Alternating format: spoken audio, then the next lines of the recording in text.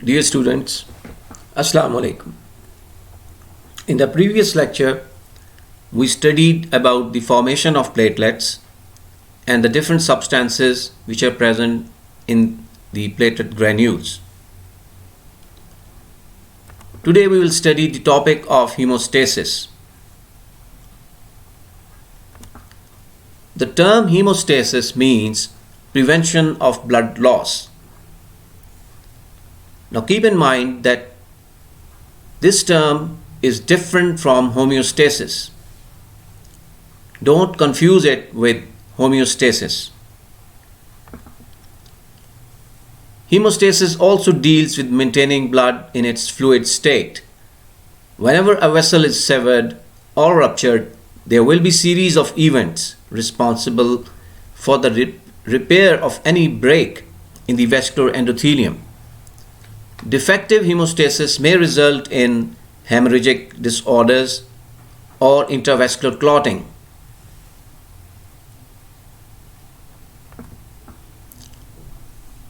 The mechanisms underlying hemostasis include vascular constriction, formation of a platelet plug, formation of a blood clot, growth of fibrous tissue, and resolution of clot.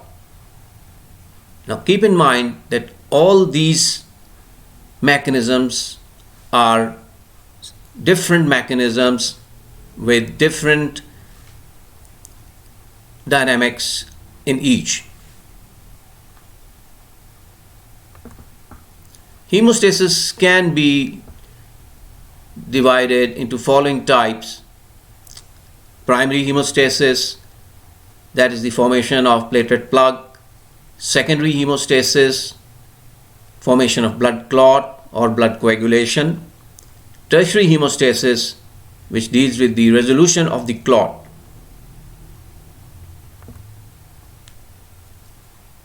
In this figure, you can see in panel A the vessel injury followed by vascular spasm. In panel B, the platelet plug formation, and in panel C, the process of blood clotting, which involves the formation of the fibrin network.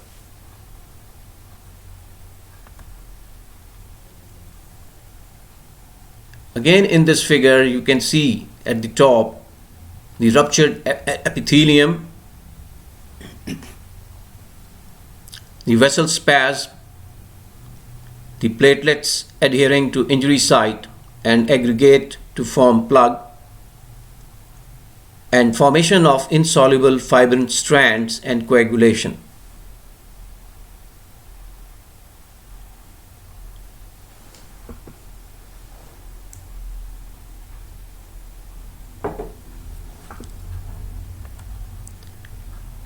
Blood vessel constriction.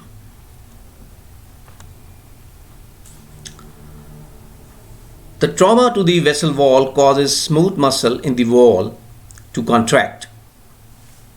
This reduces the flow of blood from the injured vessel. Now this contraction results from the local myogenic spasm, local auticoid factors like thromboxane A2, and nervous reflexes.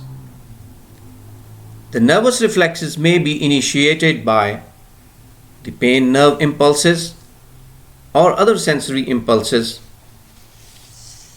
Platelets also cause vasoconstriction by releasing thromboxane A2.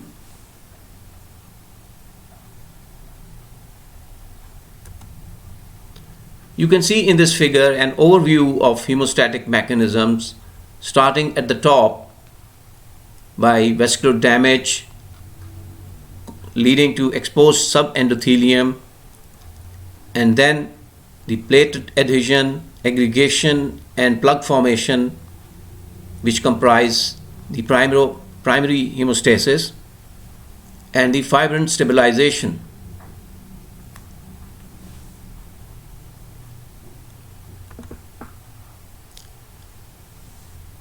Now let's study the primary hemostasis. Primary hemostasis means the formation of platelet plug.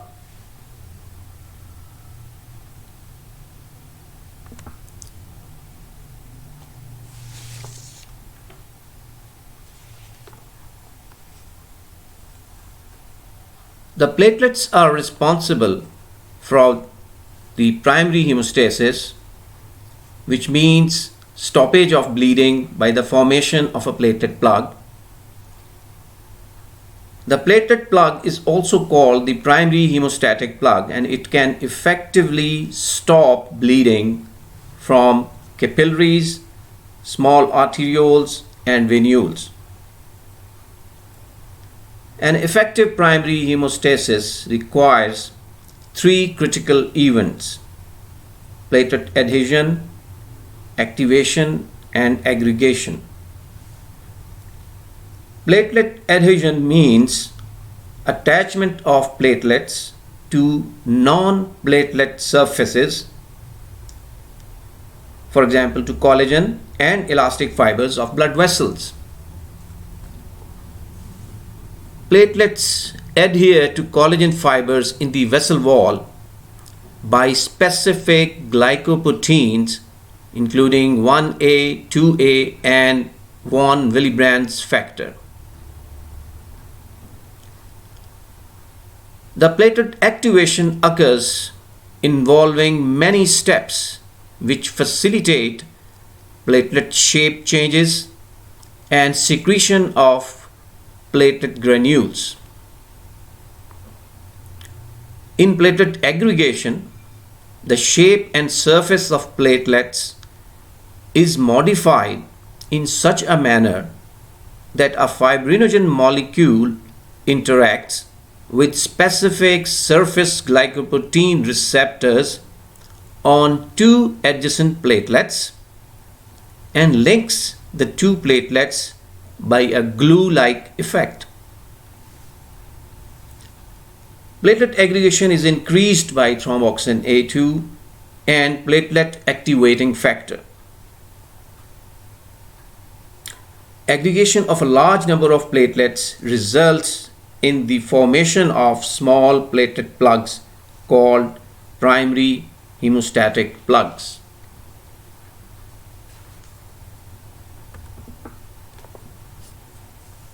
In this figure, you can see the primary hemostasis, the aggregation of the platelets by the receptors, and the adhesion to subendothelial collagen receptors exposed at the injury site.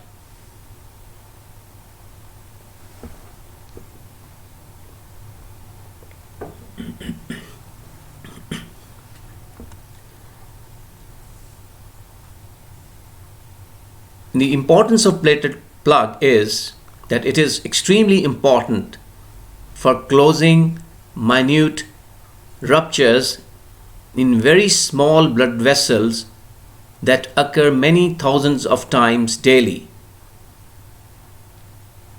If the platelets levels are low, this can cause minute hemorrhagic spots or minute bleeding spots, as you can see in this figure. This figure shows the lower legs of a patient with minute punctate hemorrhagic spots or bleeding spots. The underlying cause is low platelet counts.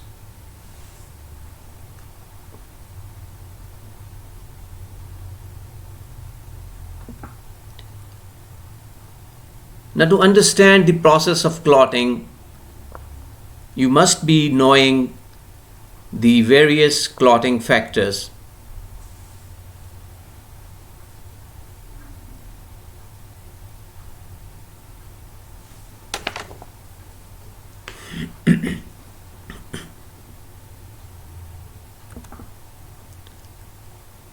Now let's study the process of secondary hemostasis.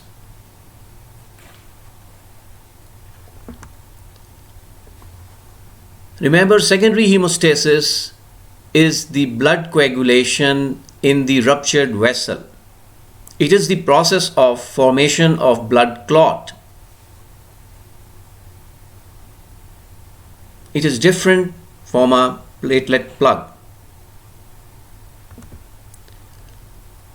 The clot begins to develop in 15 to 20 seconds if the trauma to the vascular wall has been severe, and in 1 to 2 minutes if the trauma has been minor.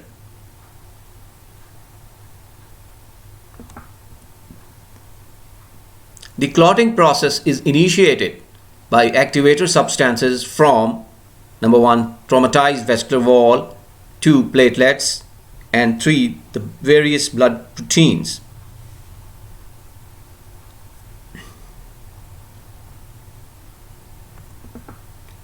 Within 3 to 6 minutes, the opening of the vessel is filled with clot, and after about 20 minutes to an hour, the clot retracts.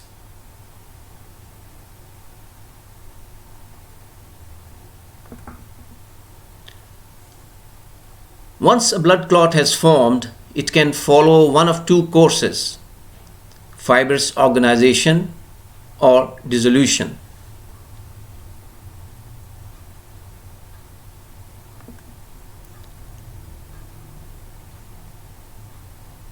Mechanism of blood coagulation.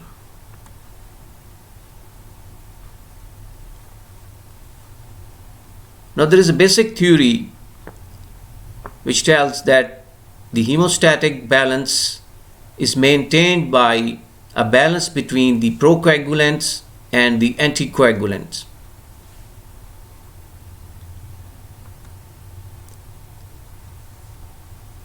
The clotting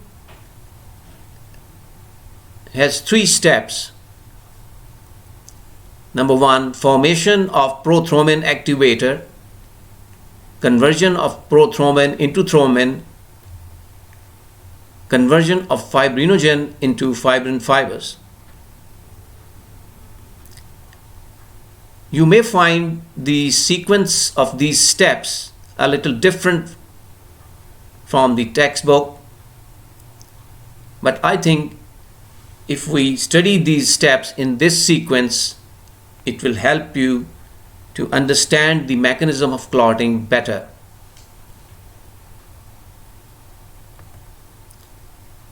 Step 1. Formation of prothrombin activator.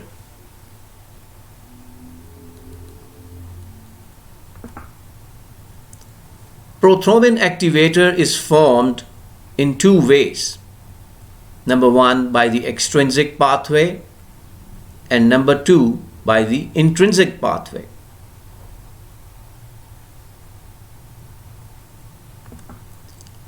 Let's first study the extrinsic pathway.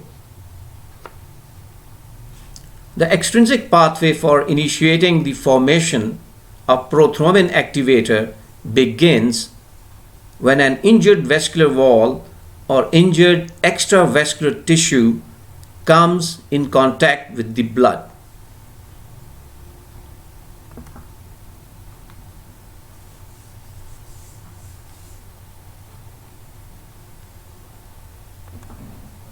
The extrinsic pathway has few steps and occurs rapidly, often within seconds, once the protein tissue factor leaks into the blood.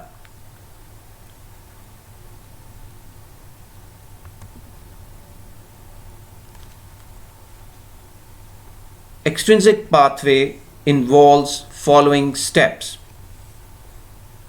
release of tissue factor by the traumatized tissues. This factor is composed of tissue phospholipids and a lipoprotein complex.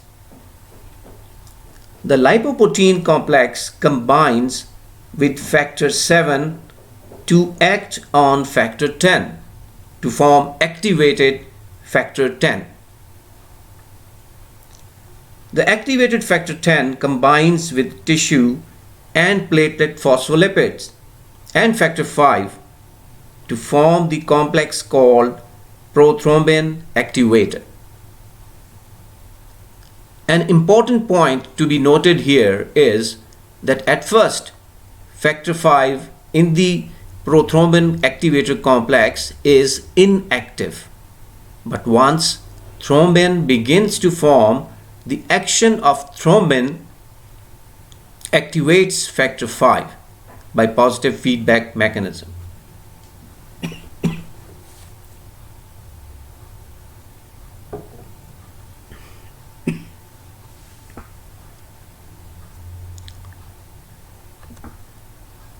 The intrinsic pathway. The intrinsic pathway begins with trauma to the blood or exposure of the blood to collagen from an injured blood vessel wall.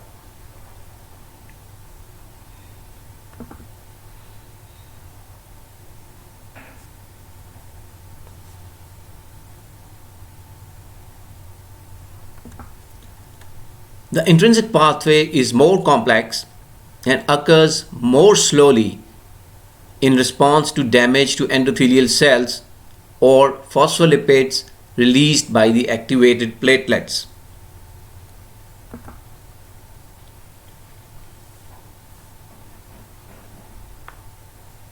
In the intrinsic pathway, there is alteration of two important clotting factors in the blood, factor 12 and platelets. Factor 12, on coming into contact with collagen or with a wettable surface such as glass, takes on a new molecular configuration and is activated. Damage to the platelets causes the release of platelet phospholipids, which play a role in subsequent clotting reactions. Activated factor 12 causes the activation of factor 11. This reaction also requires high molecular weight kininogen and prekallikrein. Activated factor 11 then acts enzymatically on factor 9 to activate it. Activated factor 9, acting with platelet phospholipids and factor 8 that has been activated by thrombin, next activates factor 10.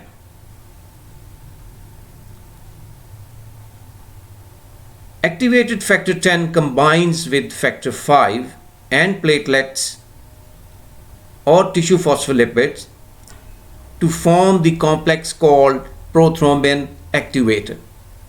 This step is the same as the last step in the extrinsic pathway. The prothrombin activator in turn initiates the formation of thrombin from prothrombin.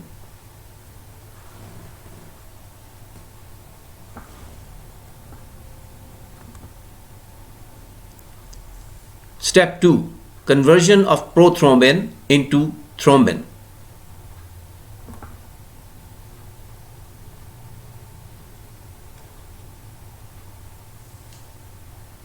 Prothrombin is an alpha-2 globulin.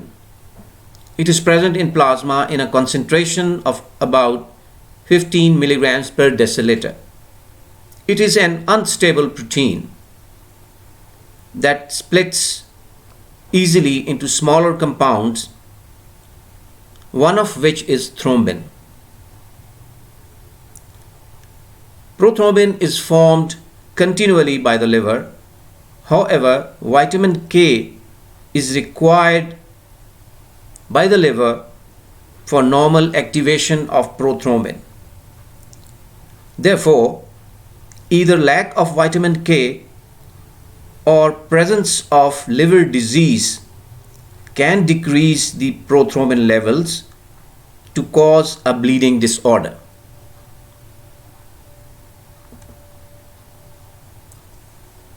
This diagram shows the conversion of prothrombin into thrombin by the prothrombin activator complex, which was formed as a result of either extrinsic pathway or intrinsic pathway in the presence of calcium ions. Thrombin acts on fibrinogen to change it into fibrinogen monomers, which then form the fibrin fibers.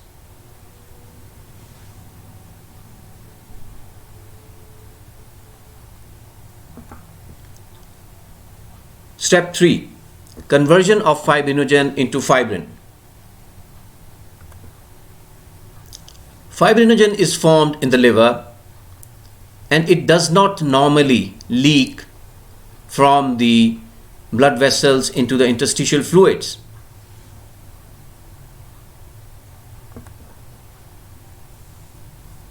Thrombin acts on fibrinogen to remove 4 peptides from each molecule of fibrinogen to form one molecule of fibrin monomer. The fibrin monomer molecules polymerize into long fibrin fibers to form the network of blood clot.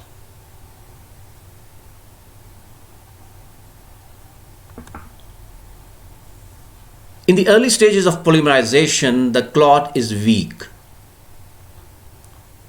It is the fibrin stabilizing factor which strengthens the fibrin network, but it must itself be activated.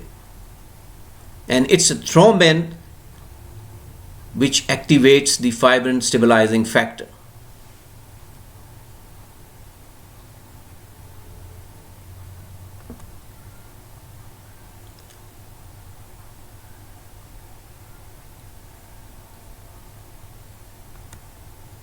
The blood clot is composed of a meshwork of fibrin fibers, blood cells, platelets, and plasma.